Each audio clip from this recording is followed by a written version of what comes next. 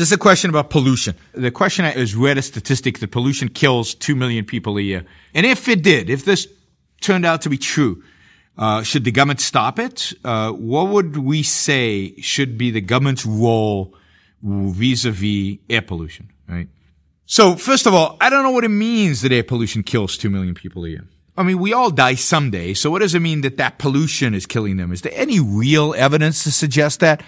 I am very, very skeptical. You're telling me that today 2 million people in America are being poisoned a year? Poisoned by the air they breathe? Now, is the air, let's take two scenarios. One, they're living with no air pollution, with all the technology and benefits of industrialization that we have today, and the air is pristine clean. And somebody else has got all the technology and everything we have today, but the air is as polluted as today. People are dying younger because of the pollution than they would otherwise. Yeah, okay, so what?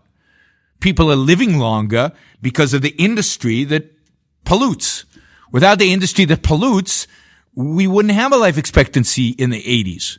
Without industry that pollutes, you couldn't travel from LA to New York City in 5.5 hours in an airplane, or drive from Orange County to LA in an hour. Well, not really, because there's traffic, but however long it takes. Without automobiles, without industry, you wouldn't have all this. So we actually owe them. We owe industry for all the extra years they've added to our lives. So you can't net it out like that. That is ridiculous.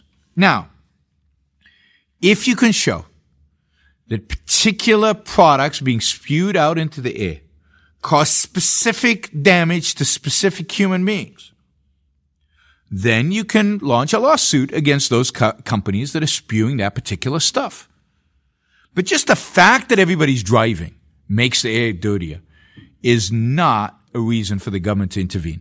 Again, it has to be provable the particular source is causing particular damage to particular people. It can't be a cultural-wide phenomenon.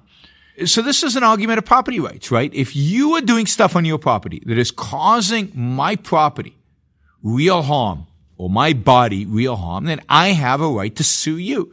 And then it should go through the legal system, and legislation might be reasonable once a certain number of lawsuits have gone through the civil cases, and we found that cyanide above this particular percentage are put into the atmosphere, kills people, so don't do it. Then you pass a law that says you can't do it. But it has to be objective in terms of the harm, and it has to be objective in terms of who is polluting and whom is suffering.